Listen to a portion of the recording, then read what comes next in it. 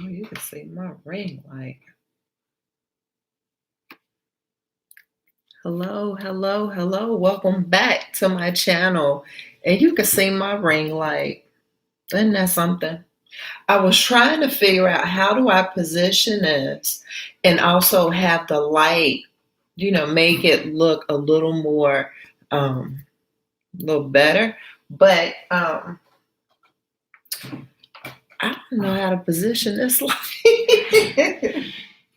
So, well, there it is. It's out the way. All right. So welcome back to my channel. Welcome back. Welcome back. I am going YouTube live. I've been going YouTube live here lately. So we left off. Well, let me just say this first. I have to say this in every single video. This is like a disclaimer. I am not an expert, right?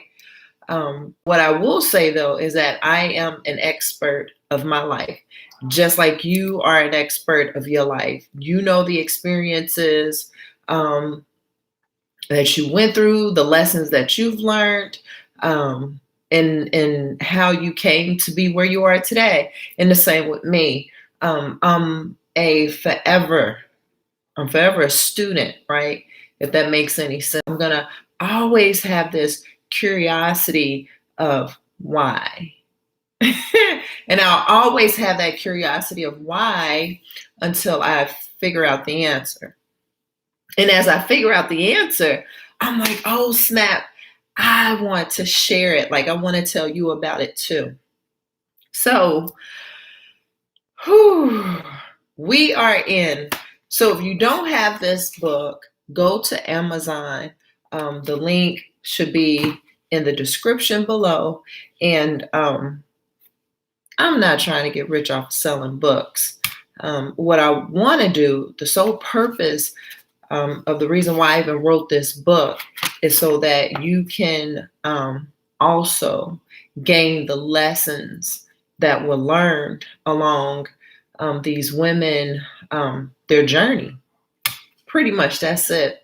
And that, my friend, although for some people it's worth a lot of money, but to me, it's priceless. Yeah, it's priceless. So we're going to go ahead and dive in here really quick. We're still in chapter 2. Chapter 2. Chapter 2 starts on page 10. We left off on page 11. And, you got to have your journal. This is a journal. I bought this journal May 26, 2011. This journal right here.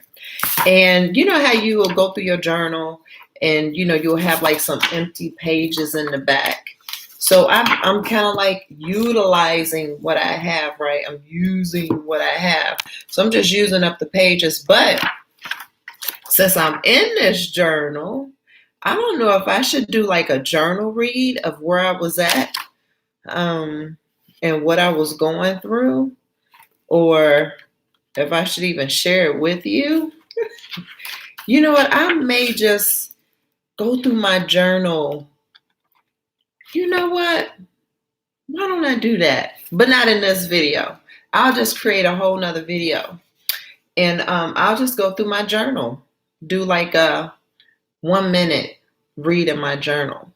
Just to kind of see where was I back then. All right, so we're going to start on page 11. And on page 11, we left off at, remember, so just to kind of rephrase, her childhood wasn't a living nightmare, but it had left its invisible scars. Those are the things that we cannot see, right? Those are the things that we subconsciously end up doing later in our adult years, and we don't understand why. We're trying to figure out why.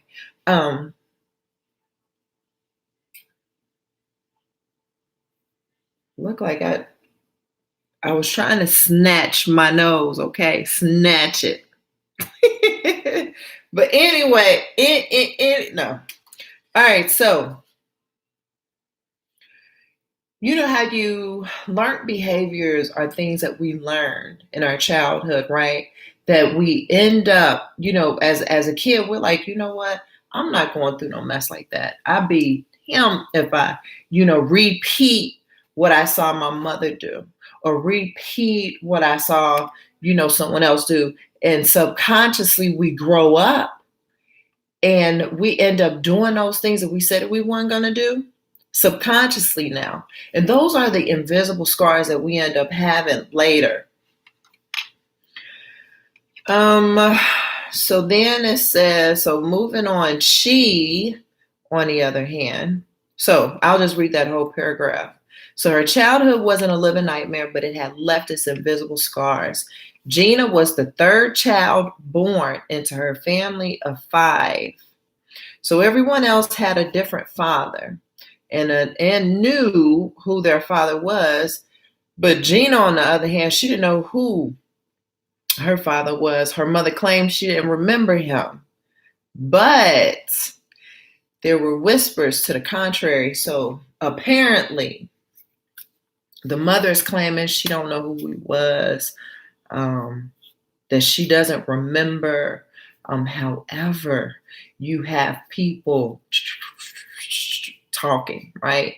And I said this in the last video. I don't know what it is about people who live in the deep South.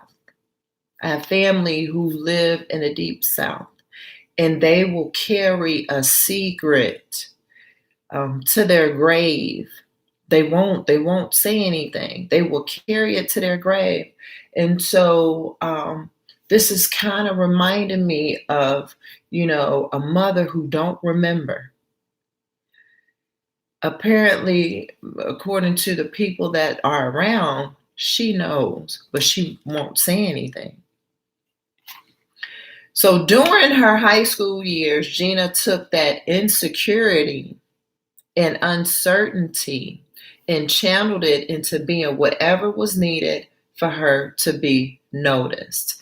Isn't it something about insecurity? So first of all, insecurity. You know what? I wanted to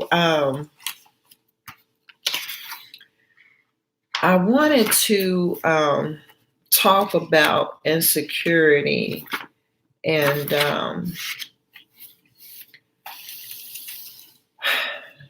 so just off the top of our heads, right, when we think of insecurity, this is something where there's a lot of self-doubt. There's some things that we doubt ourselves about. It could be the way we look. We may not, we think we don't look presentable, at least presentable, let alone look cute or pretty, beautiful, handsome, right?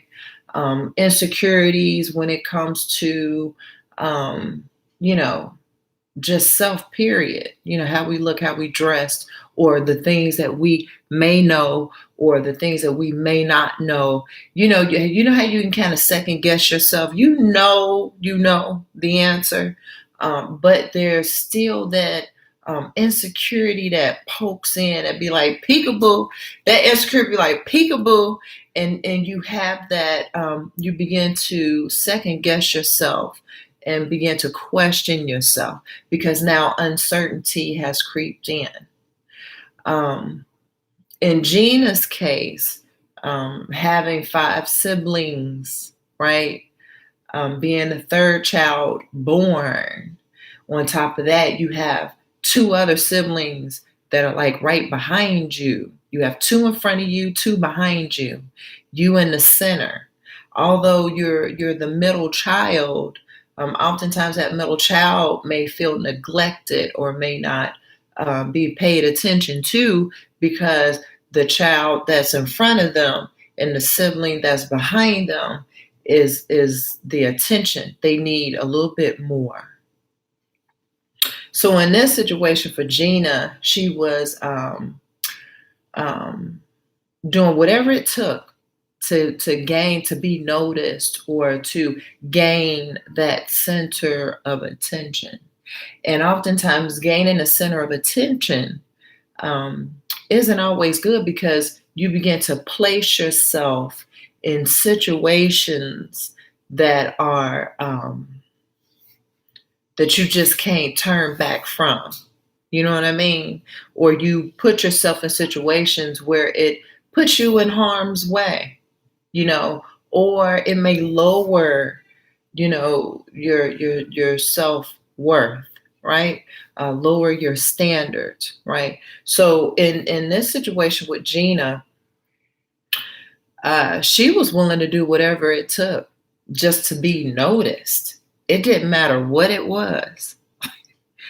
And especially when you're talking about being in a relationship, and this chapter is talking about, for the love of relationships, the things that people do for the sake of being in a relationship.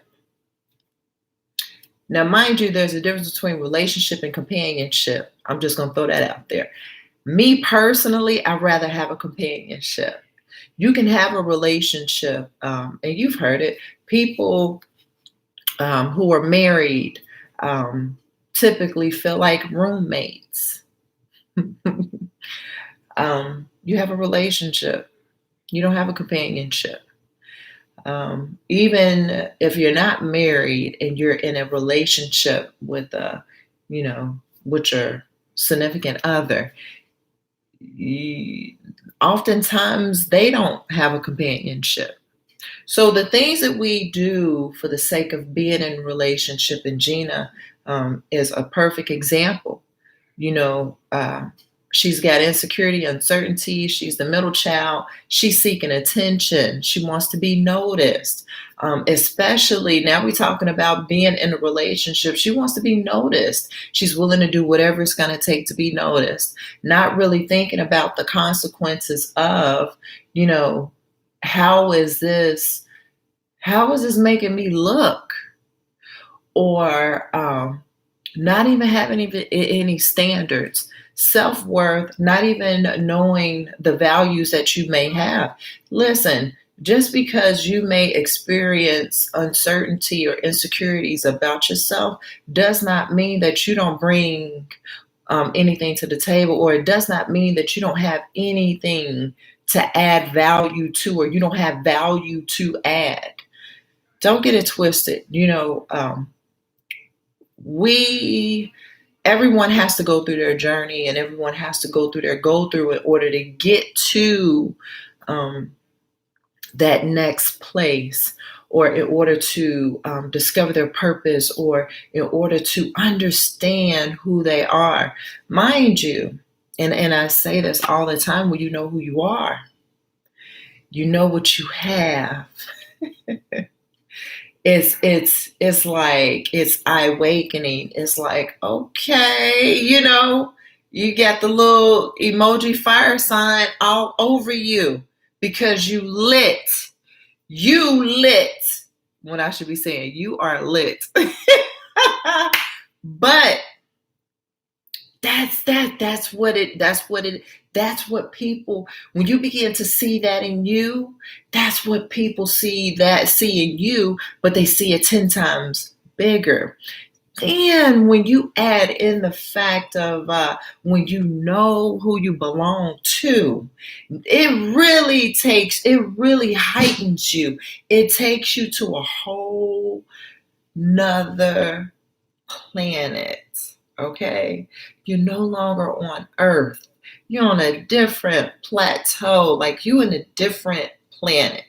So it's okay. You may have done this or done that. It's okay, because apparently it was meant for you to go through that. And it was meant for you to go through it to learn from it. So moving forward, you know what to do, and you also know what not to do. Okay. So she wanted to be part of the in crowd. In high school, my goodness, you've got the popular kids, you've got the kids who just like solo dolo, I don't want to be bothered. Then you have the nerdy kids, then you've got everyone is cliquish, everyone is in their own section, right? In Gina's case, she wanted to be part of the popular crowd because everybody knew who they were.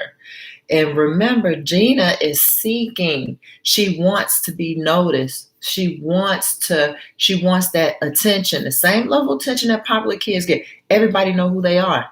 They know their name, know who they are. They kind of look up to them a little bit, So she wanted to be part of the in crowd. Now, every day after school, and we're in the 1, 2, 3, 4th paragraph. So every day after school, they hung out and everyone knew. So I underlined that for a reason. But let me read the 4th paragraph. 1, 2, 3, yeah. So her earliest misstep with men started in high school with the guy she dated named John. He looked like God had specially made him and added a secret sauce to his existence. Hello. How many men have we seen that were like that we came across in our lifetime that was like that? So John was 6'4". Oh my goodness. I'm 5'9". I think I like him already. So John was 6'4", weighed about 225 pounds, had biceps and chest muscles. You could see through his shirt, and abs to die for. So in other words, dude was like tight. He was tight. He was model type. Okay. So every day after school, they hung out and everyone knew. So some kind of way, Gina and John start kicking it. They're hanging out. Apparently he sounds like he's popular. And being popular, remember, everyone knows who you are. So everyone knew. Now, this was right up Gina's alley. She was eating. She was being fed off the attention, right? This is right up her alley. So they dated all the way up until his senior year. And Gina just knew their relationship would continue after graduation. There were signs that said otherwise, and yet Gina purposely ignored them.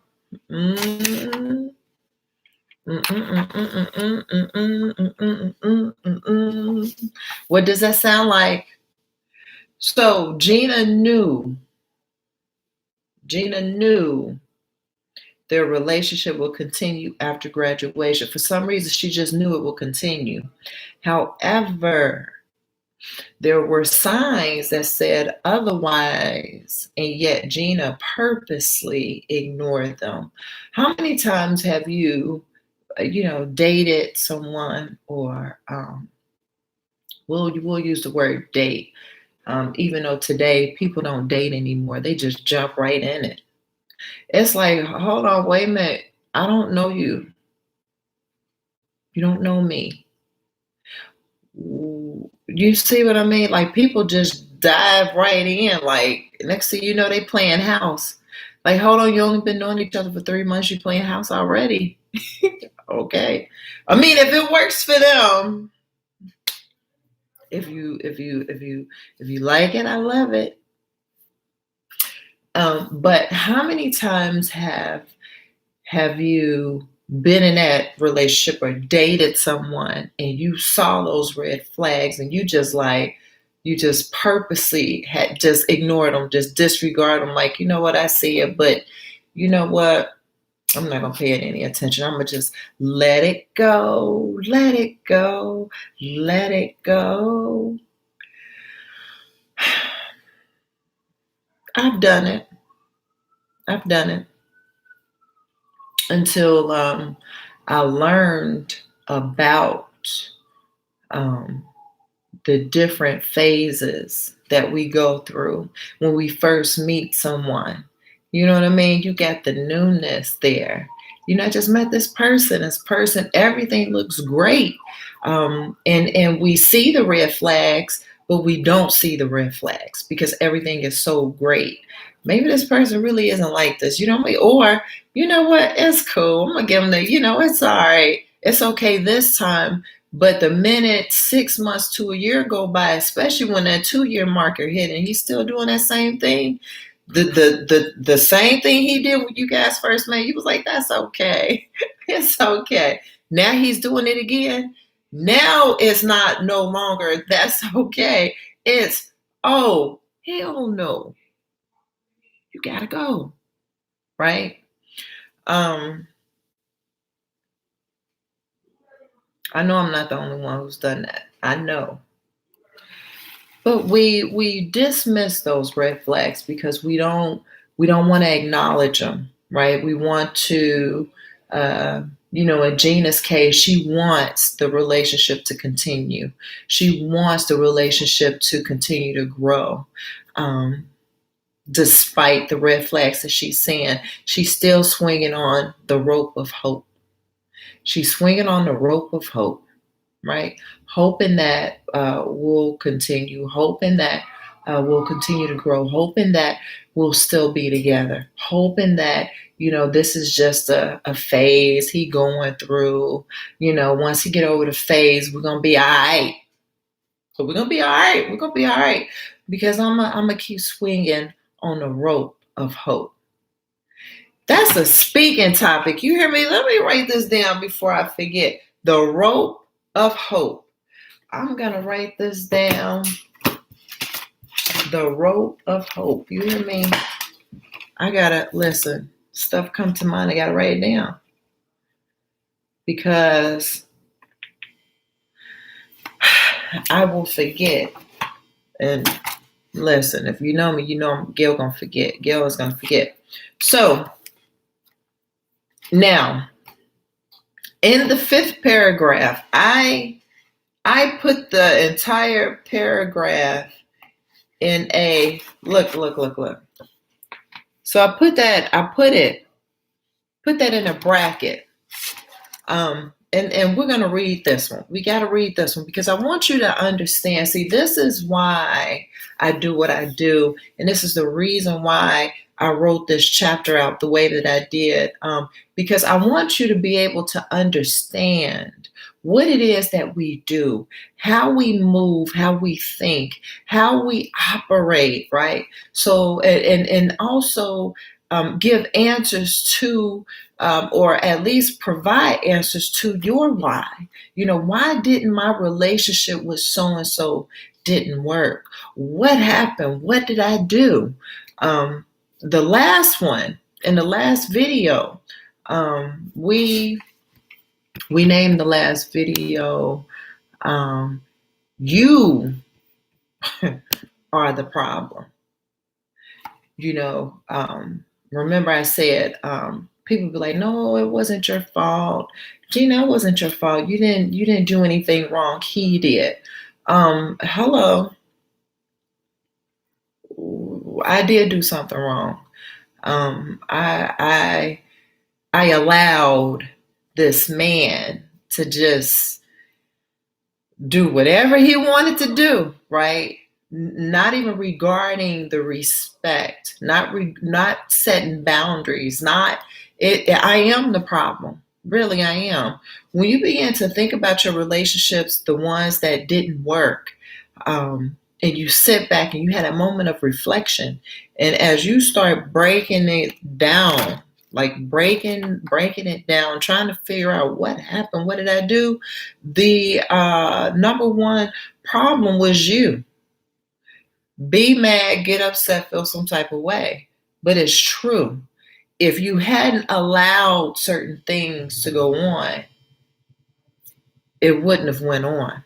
Had you created or set some boundaries, had certain conversations before you made that commitment to that person, had you dated and got to know that person instead of jumping right in, playing house, like you two are married, not even married yet, and you may not even want to be married, but you're playing house. You've only been knowing them for 6 weeks. Come on now. Really? And you've only been knowing them for 6 months. You know what I mean? It's like you haven't even allowed a year or two to go by to really gain a certain amount of assessment, to see, to know, more than anything, to know, right? We just base our decisions, how we feel, based off of the newness of that person that just met him. Oh my gosh, he's amazing. He's this. But you don't know how he get when he gets mad. You don't know how he reacts when he doesn't get his way. You don't know how he really is behind closed doors. So, yeah, the problem is you. And even for the men who say, things just didn't work out, she broke my heart. It's the same with them. It's not her. It's you. But anyway, we're going to keep it coasting, okay? We're going to keep it coasting because I think, we get the point, you see? So John was a year older. And he stayed in touch with Gina for a while after he graduated from high school. So Gina now is a senior in high school. John he's into his first year in college. So of course there's going to be some yin yang in this thing, yin yang. Okay, that's normal. It's life. Okay. So one day, Gina's best friend Ann spotted John hanging all over another girl at a local shopping mall. And when the cozy couple stopped to share a steamy kiss, Anne pulled out that phone and took a picture. Rather than texting the image, she met up with Gina and showed her the ugly truth. So she waited. She said, you know what? I'm not going to text her this. I'm about to show her this face to face. We're about to have a face to face conversation about what's on this phone. Where is my phone at?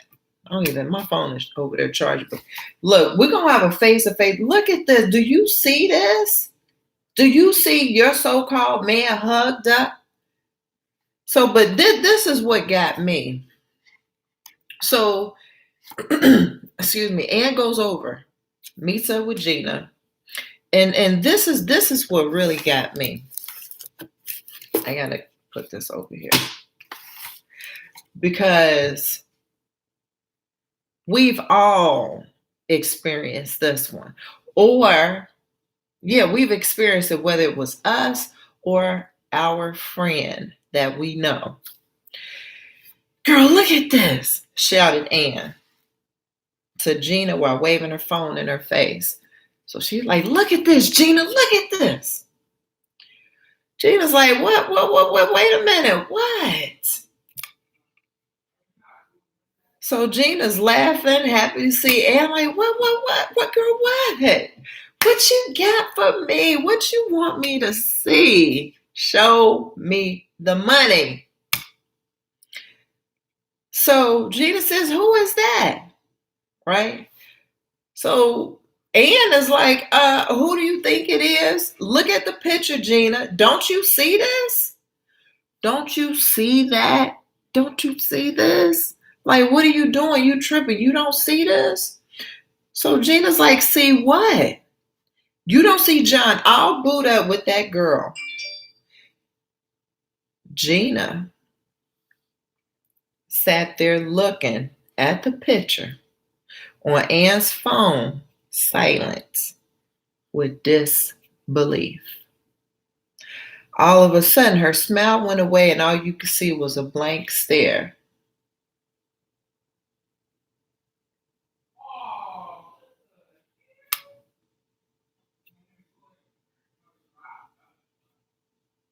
Okay.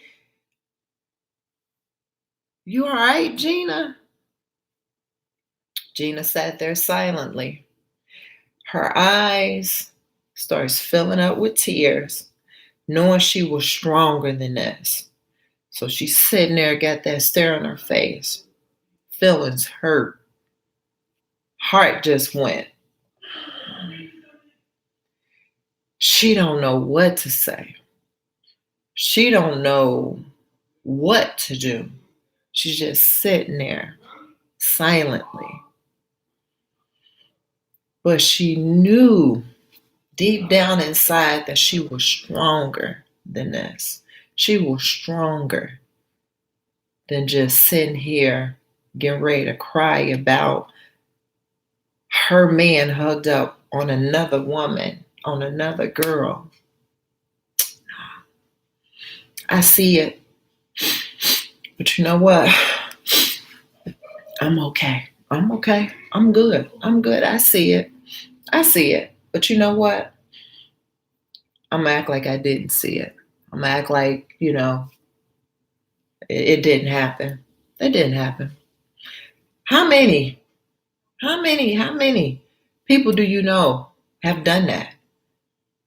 I mean, have you done that before? Have you if experienced that before where you saw something, you like, hold on, let me get it together. You know what? I'm good. I'm cool. Yeah, that stuff gotta hurt. It's gotta hurt. She couldn't let Ann see her cry. And she used the backs of her hands to wipe one eye at a time. Then Gina looked over at Ann with a fake smile. I'm okay. I'm all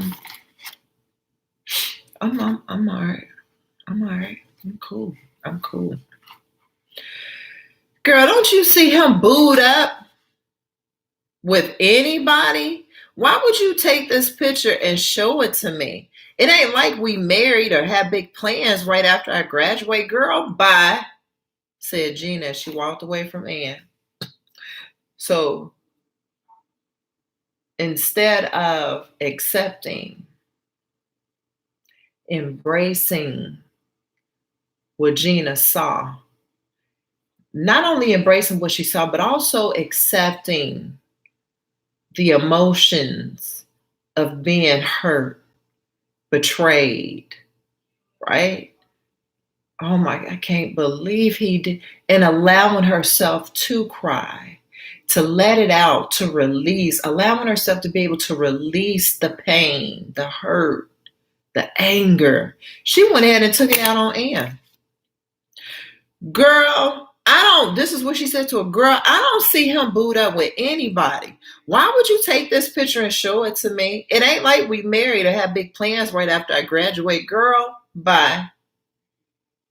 And she walked away from Ann. So she got upset with Ann. She took all the frustration, agitation, aggravation, the hurt, the betrayal, the anger, the rage, she took it all out on Ann. Not only that, but she like booed up with who? I don't see him booed up with anybody. That's just John playing.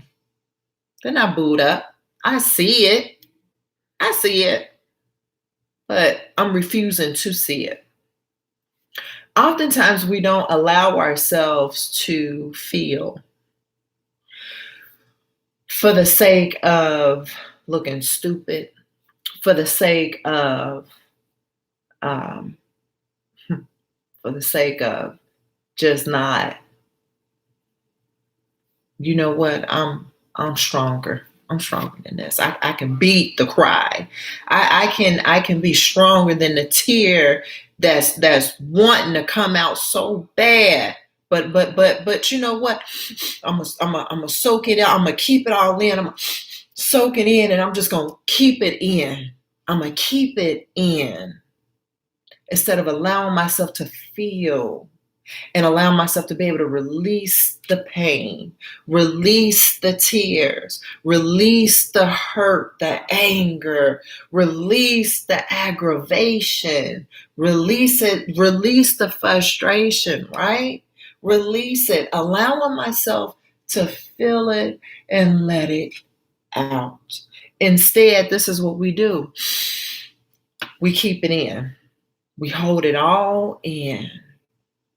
And we keep stepping, keep moving as if nothing happened, as if we didn't feel hurt, as if we don't feel sad and messed up. Like, dude, really? How? How could you have done this to me? And here it is. She had her friend Ann that was there, available for her. Yeah, Ann is pissed off. She's angry. She's allowing, now she feels it. She's allowing, now Ann is allowing herself to feel. So she's acting it, she's not acting it out, but she's allowing herself to feel those emotions and let it out. Release, release, release. And here, Gina had a perfect opportunity to allow herself to release the pain, the hurt, allow herself to cry because she had Ann there to support her emotionally, to be able to say, girl, I got you, and hug her. Girl, I get it. Come here. It's going to be okay. You know, it's going to be okay. Let it out. Let it out. Come. Just let it out. Right? See, those are, see, it's the, how can I say this? It's those moments of not being able to, not even not being able to, when you don't allow yourself, give yourself permission to feel, understanding that it is okay. Understanding that it is okay to cry. Understanding that it is okay to feel the pain that you feel inside. Understand that it is okay to just let it all out. Just let it all out. Cry. Nose is running. You screaming. Let it all out. Release it. Release it. Because when we don't release it and it's in here, it stays in there, but then it grows and it grows and it grows and it grows. Next thing you know, you're bitter. Next thing you know, you don't want to be bothered. Next thing you know, someone compliments you, you cussing them out, basically. When someone comes along and they recognize the beauty that's within you, you think you're being played. You see what I mean? So it festers, it grows. Anything that we keep on the inside, it grows. It grows. Especially when it's not healthy for us emotionally, when it's not healthy for us internally, and things like that. It just, if it's on the inside, it shows up on the outside. Whatever's on the inside, it shows up. That's why the true beauty of a woman, it's what she has inside of her. Because whatever she has inside, it shows, it glows, it protrudes. And that could be good or bad. You see? When was the last time you allowed yourself to just feel? And you know what? I think that we people don't understand that before we get mad, before we become angry, before we cussing you out, before we all of that, the first thing that takes place, the very first thing that comes first is hurt. Your feelings are hurt. For some people, when their feelings are hurt, they cry. For some people, when their feelings are hurt, they cuss you out. For some people, when their feelings are hurt, they rage out of anger, right? Everyone is different. Everyone's experiences are different. We all don't go through the same things. And whether you want to accept it or not, a lot of it stems from when we were little girls. The love that we have for, our fathers, right? And don't let disappointment be there. because you're going to carry that disappointment on into your adulthood, right? Don't let, I don't trust my dad, be there, because you're going to carry that on into your adulthood. I don't trust him. I don't trust him for sugar honey iced tea. I don't care what. I just don't. So you see how things, my dad as a child, here it is in your childhood, your dad may have hurt your feelings. And so you carry that on into your adulthood, and now you you got all kinds of defenses up because you like, hold on, you are not about to hurt my feelings, okay? So I'm going to be protecting myself from the head up to the toes down, okay? You can't get to me, bro. Listen, I love you, but I'm not letting you get too close to this right here because you know what? I don't want my feelings hurt. So there are reasons why we do what we do as women in our adult stage or adulthood that really explains our why we do what we do when we get in relationships, or why are we even seeking a relationship, right? For the sake of for the love of relationships, why are we seeking? So the moral to this, I guess, to this part 3, I want to say, I don't know what I'm going to call this. I don't know what I'm going to call it. But we're going to go into, let's go into the next chapter, and we're going to leave there.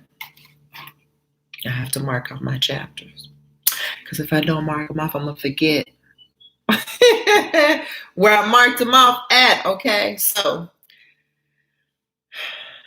here, so remember, she walks away from Anne. After that incident, she didn't date until college. You see what I mean? You see? So now Anne was like, okay, I'm done with John. I'm not dating until college. So when she gets in, so she's holding herself back because she allowed those emotions to stay in. I'm not dating until I go to college. So she's holding herself back from, possibly being in love again. Possibly, feeling like, again. Like, oh, shoot, again. So being out of the dating pool for a few years had Gina a little rusty by the time she met Tony Williams. See, it went from now she didn't date for years now. Now she all rusty. You see what I mean? See where all of that leads you? When all she had a perfect opportunity to release and allow, I know what I'm going to call it, allow yourself to feel. That's what I'm going to call part 3. Let me write that down before I forget. Allow yourself to feel. All right, so Tony, let's learn about this guy. So now, Tony favored Boris Kodjoe. Ooh, woo. With the same light brown skin, standing at 6'2", basketball player body type, and a shiny bald head you couldn't keep your hands off of. You know what? I didn't really understand what the you know what? I'm not gonna go there.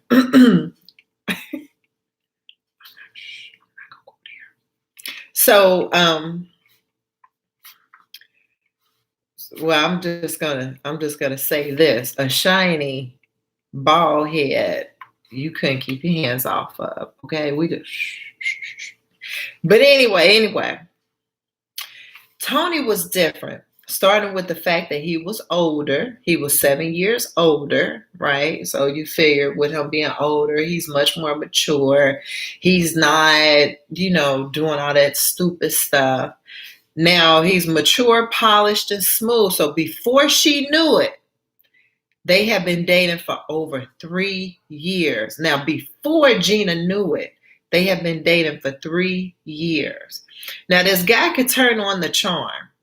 She could always be found on his arm when they were together. He treated her like a queen as she was. When Gina was with Tony, she wanted for nothing. So apparently Tony, apparently Tony, I mean, he provided everything. And when you use the word provide, for some reason people attach provide with financial, right? With finances. Like, okay, he probably sound like he provided everything from, he provided the emotional support. He provided the protection. He provided whatever it was that she needed. That's what it sounds like to me. He treated her like a queen. She didn't want nothing. There was nothing that she needed because he provided everything for her. Finally, I'm moving on to the next one. Finally, a real man with real potential. Gina was 115 miles away at school, and he still always managed to make his way to visit her during the week and often on the weekends. It never crossed her mind that Tony was not who he seemed. Okay, we're going to leave it right there. Because what's a real man?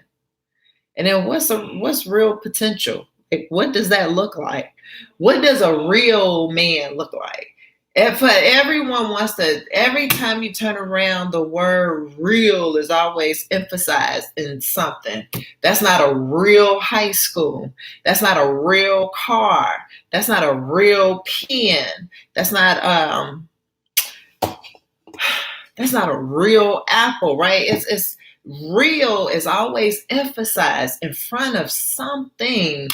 And what does that mean? He had real potential. He was able to provide real protection. You know what I mean? Like, what does that mean? So we're going to leave right there. But I'm going to title this, Allow Yourself to Feel.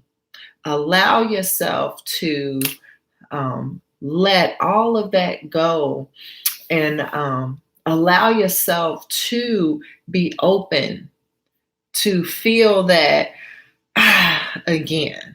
You know what I mean? And that's another thing to consider too, because in a relationship, or more so a companionship, it's not always going to be although that is what most seek. There's a lot that seek that and they expect that to be like that throughout the entire relationship. But according to Gina right here, girl, she's been knowing Tony for they've been dating for 3 years. And apparently it's been like, right? Like, she don't need for nothing. He treats her like a queen. But all these becomes, right? Eventually, we're going to have that conversation. Eventually, we're going to have our disagreement. Eventually, we're going to have something where it's going to be like this. Then. So I'm going to leave here. Continue to use what you have today to empower tomorrow. I love you. I love you. I love you. Make sure you share the video. I mean, if you know someone that this would kind of help them gain a different perspective, help them understand a little bit more about relationships, or just to get them to like open up a little bit, share the video, and please comment below and let me know what you think. Share your experiences. This community or my community or our community, we're all trying to figure things out, right? And share your knowledge, share what you know, and also tell me, what did you think? Do you agree, disagree? What has been your experience, right? I want to know. I want to know. I want to learn more, So until next time, I love you, and I'll see you later.